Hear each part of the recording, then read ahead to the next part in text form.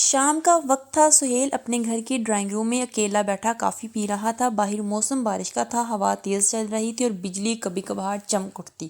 ایسے موسم میں سہیل کو اکثر پرانی یادیں آتی تھیں۔ اس کی بیوی اور بچے ایک رشتہ دار کے گھر گئے ہوئے تھے اور گھر میں صرف وہی تھا۔ اچانک دروازے پر زور سے دستک ہوئی۔ سہیل نے حیرانی سے دروازے کی طرف دیکھا۔ اس وقت کون آ سکتا ہے؟ اس نے دروازہ کھول کر دیکھا تو سامنے ایک عجیب شخص کھڑا تھا۔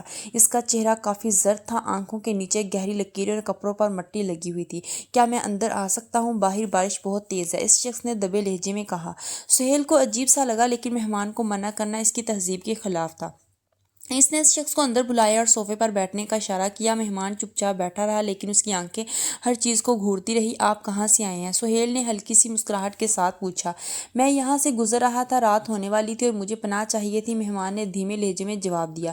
سہیل نے مہمان کے لیے چائے بنائی اور اس کے سامنے رکھی۔ مہمان نے چائے اٹھائی، لیکن پینے کی بجائے کپ کو صرف دیکھتا رہا۔ اس کی حرکات اور خاموشی سہیل کو اور زیادہ عجیب لگ رہی تھی۔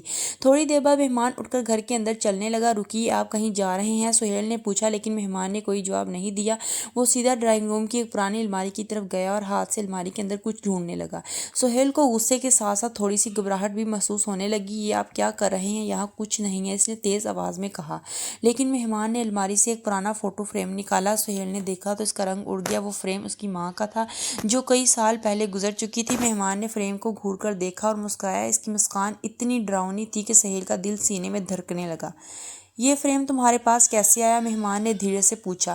یہ میری ماں کا ہے، سہیل نے ہچکچاتے ہوئے جواب دیا۔ میں تمہاری ماں کا پرانا دوست ہوں، مہمان نے ایک عجیب سی آواز میں کہا۔ تم سے ملنے آیا تھا، لیکن اب مجھے چلنا چاہیے۔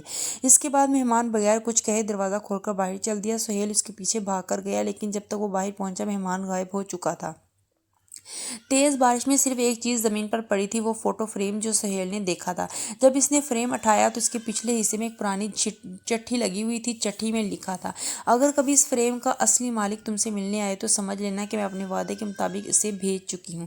سہیل نے چٹھی کو پڑھ کر اپنے ہاتھوں کا پسینہ محسوس کیا۔ اس کا دل اب تک تیز دھڑک رہا تھا۔ مہمان کون تھا؟ اس کا ماں سے کیا رشتہ تھا؟ یہ سوال اس کے ذہن میں گونج رہے تھے۔ اس رات سہیل کو نیند نہیں آئی۔ مہمان کی وہ ڈراؤنی مسکان اور چٹھی کا ہر لفظ اس کے ذہن میں تازہ تھا۔ وہ سوچتا رہا کہ کہیں یہ کوئی خواب تو نہیں تھا، لیکن زمین پر پڑا فریم اور چٹھی اس بات کی گواہی دے رہے تھے کہ یہ سب حقیقت تھا۔ اگلی صبح سہیل نے فیصلہ کیا کہ وہ اپنی خالہ سے جا کر بات کرے گا، کیونکہ اسے یاد تھا کہ اس کی خالہ اکثر اس کی ماں کے پرانے دوستوں کے بارے میں بات کیا کرتی تھی۔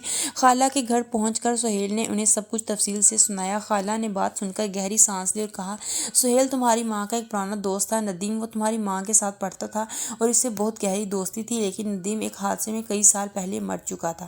یہ سن کر سہیل کا دل دھک سے رہ گیا، لیکن خالہ وہ شخص زندہ تھا، وہ مجھ سے ملنے آیا تھا، سہیل نے لرزتی آواز میں کہا۔ خالہ نے خاموشی سے ایک پرانی تصویر نکالی جو ندیم کی تھی۔ سہیل نے تصویر کو دیکھا تو حیران رہ گیا، کیونکہ وہی چہرہ تھا جو پچھلی رات اس کے گھر آیا تھا۔ خالہ نے کہا، ندیم تمہاری ماں سے ایک وعدہ کر کے گیا تھا کہ اگر کبھی وہ اس دنیا سے گیا تو اس کی کوئی نشانی تمہیں ضرور ملے گی۔